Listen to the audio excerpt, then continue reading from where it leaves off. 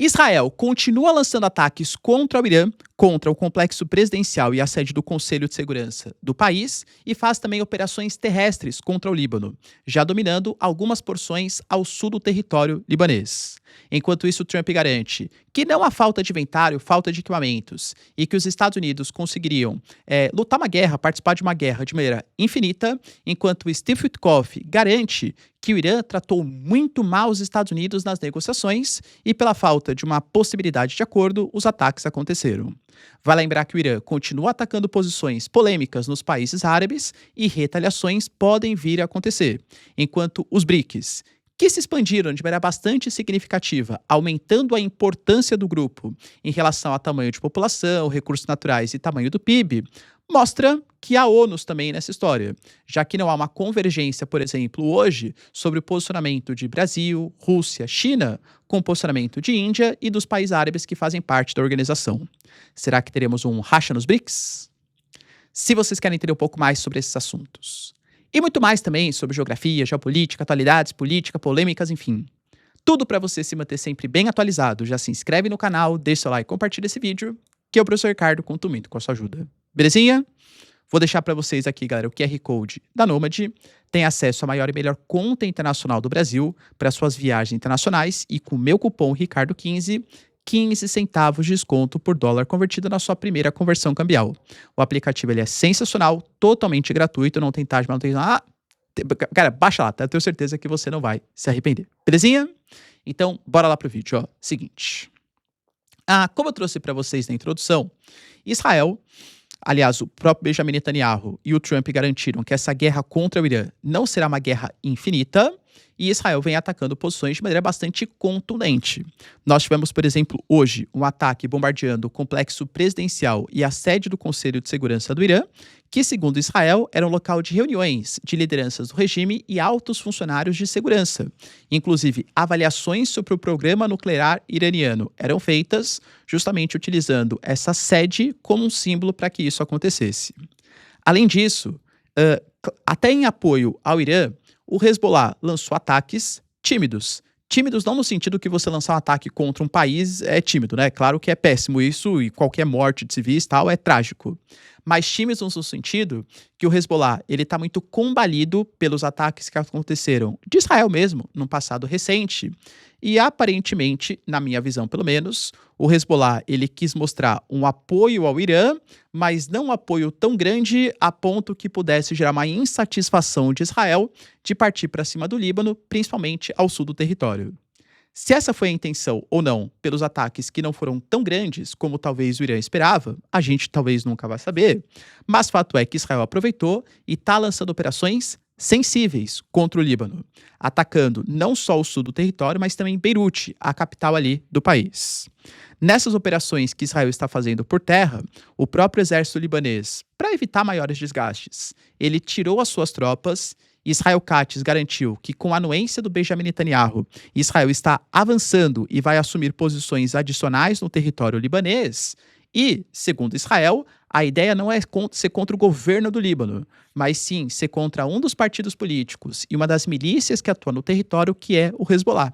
O Hezbollah e o governo libanês são coisas diferentes, embora, claro, existam membros do Hezbollah do parlamento do Líbano. Mas são coisas diferentes. Vale lembrar que desde outubro de 2024, o Hezbollah ele vive sob um cessar-fogo com Israel, extremamente frágil, já que Israel garante que ao sul do rio Litani não poderiam ter tropas do Hezbollah, as tropas continuam ali, Israel continua atacando posições no sul do Líbano, o Hezbollah também continua atacando posições ao norte de Israel, mas teoricamente eles estão numa paz ali, né?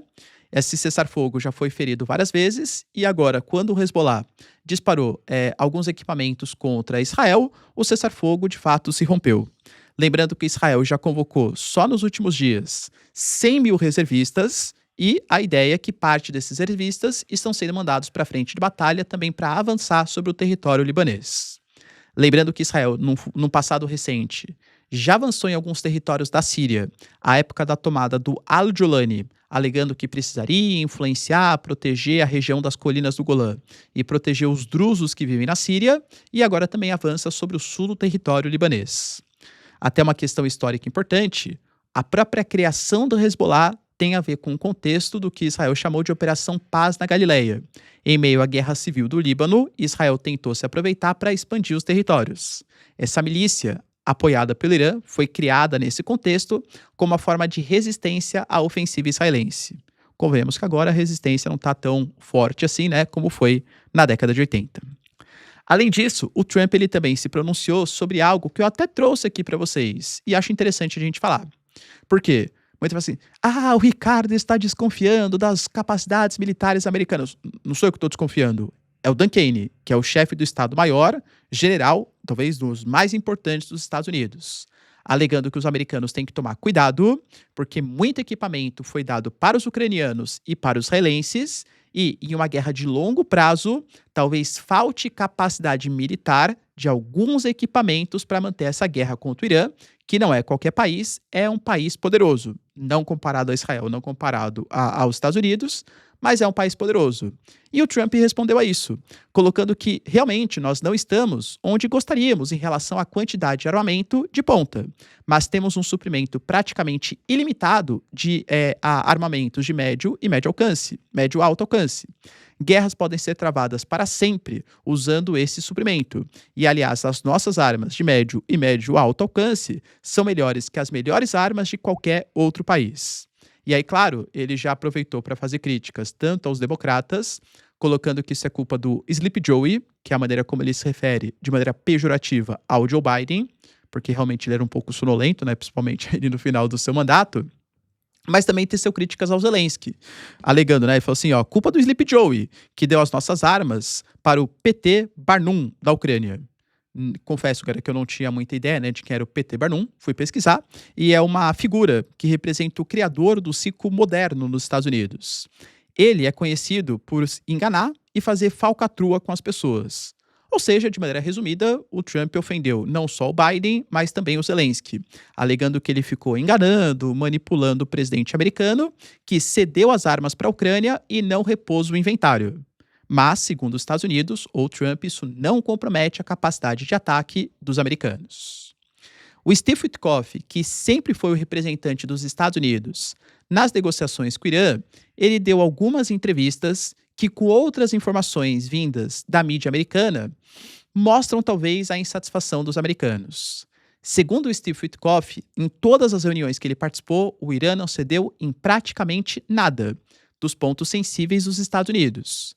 O Steve Witkoff alegou, por exemplo, que desde a segunda rodada ele já via que o acordo não iria para frente. Eles até tentaram fazer uma terceira, mas sem grande sucesso. Que os iranianos, principalmente o ministro das Relações Exteriores, alegou e ficava jogando na nossa cara que eles tinham quantidade de urânio, 460 quilos, enriquecido a 60%, que daria, em curto prazo, para fazer cerca de 11 bombas atômicas.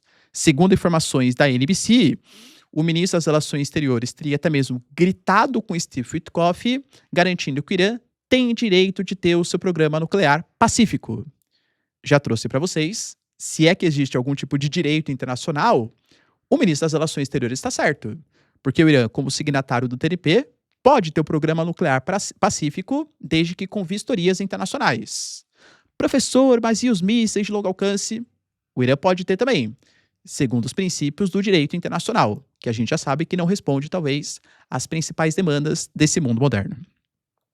O Irã, ele vem retaliando não só Israel, mas também vários países do Oriente Médio. Já trouxe que ele atacou, por exemplo, consulados, aeroportos, uma refinaria, por exemplo, na Arábia Saudita, e fez também recentemente um ataque à embaixada dos Estados Unidos na Arábia Saudita.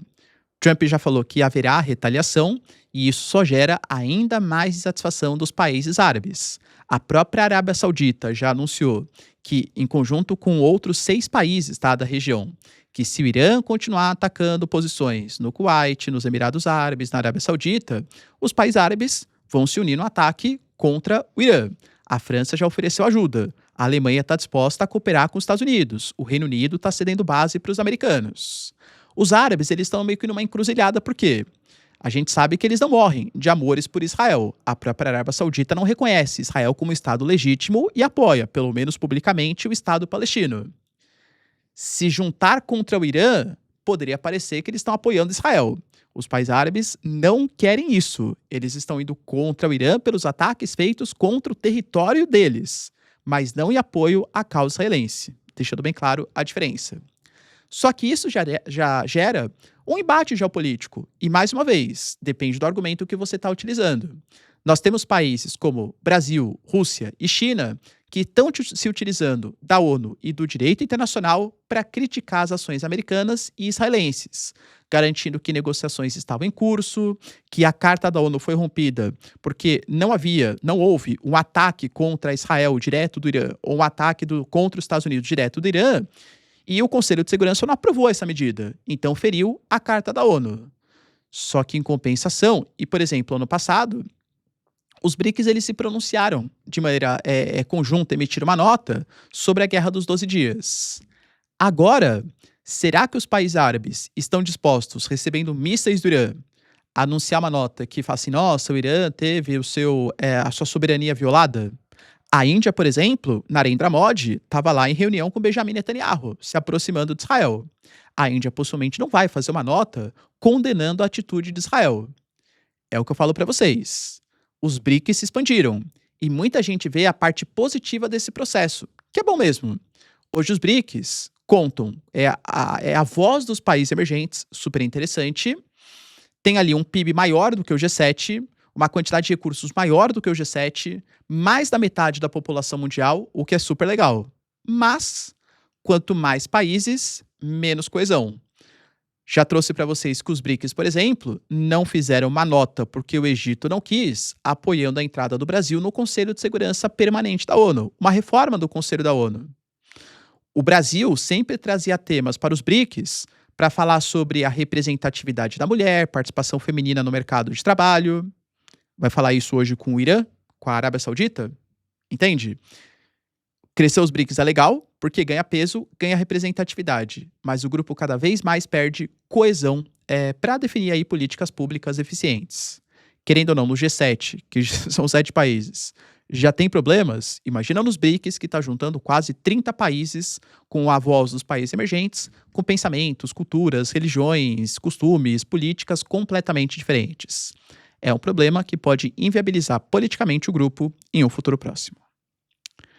Beleza, pessoal? Deu para entender os principais acontecimentos? Se vocês curtiram o vídeo, então, já deixa seu like e se inscreve no canal. Tamo junto, beijos, abraços e tchau, tchau.